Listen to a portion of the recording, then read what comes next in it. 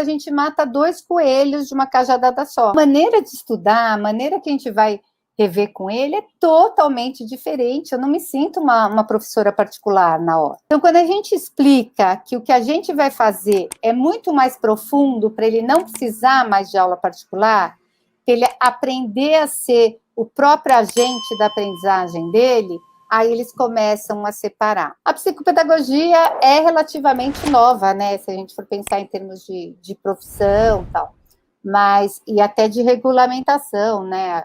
Pouco tempo que começou a entrar, né, em trâmite. Muita gente não conhece mesmo, pergunta qual que é a função. Então, nós temos o direito de deixar isso bem claro. Quando eles nos procuram, falar, olha, eu vou fazer um trabalho psicopedagógico, que é assim, eu vou primeiro fazer toda uma pesquisa para descobrir a maneira como ele aprende, eu vou trabalhar com ele a maneira como ele aprende. Então, quando a gente se posiciona, a gente deixa tudo muito claro. Não me ofenda, tem gente que fica ofendido quando o pai pede para estudar com o filho, que ele vai ter prova no dia seguinte. Mas porque, assim, as minhas técnicas que eu utilizo para ensinar gramática são extremamente psicopedagógicas, todas elas eu fui montando nesses anos todos.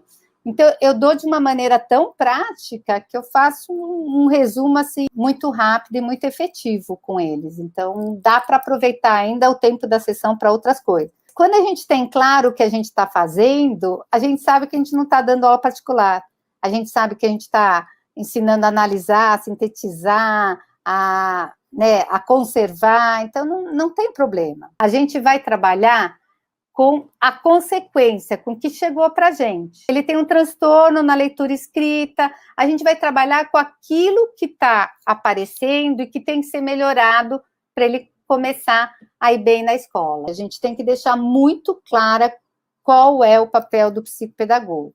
Eu acho que quando a gente se coloca, olha, eu vou trabalhar as habilidades cognitivas do seu filho, eu vou trabalhar com tudo que não foi trabalhado até então, para ele conseguir aprender sozinho, porque já era para ele, o aprendizado tem que ser uma coisa natural, ele não aprende só no período que ele está na escola, ele não aprende só quando tem um adulto perto, né? Ele tem que estar com todas as habilidades preparadinhas para ele aprender sozinho, mas tem problema quando confundem, acham que vai levar a lição, vai fazer a lição todo dia. A gente tem que deixar claro para os pais que tem uma programação, né? Que tudo que foi avaliado no diagnóstico vai ser trabalhado nessas sessões.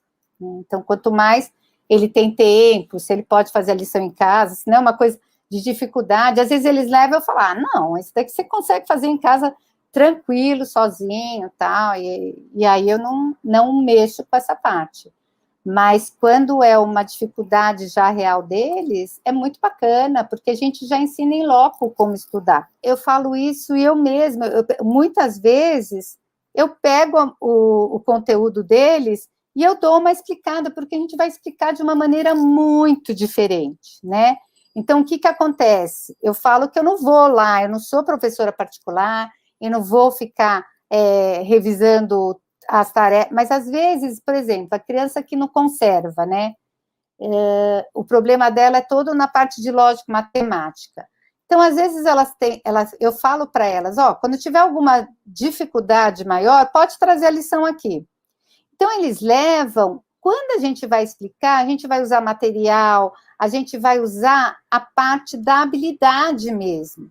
E aí vai ficar muito mais claro para eles. Então, eu não me incomodo, às vezes, que eles levem, não é uma coisa assim que eu falo, é proibido, tá?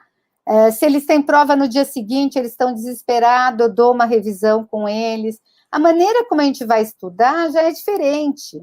Então, por exemplo, a pessoa tem a dificuldade na leitura e interpretação, aí eles falam para mim, eu vou ter prova, você me ajuda?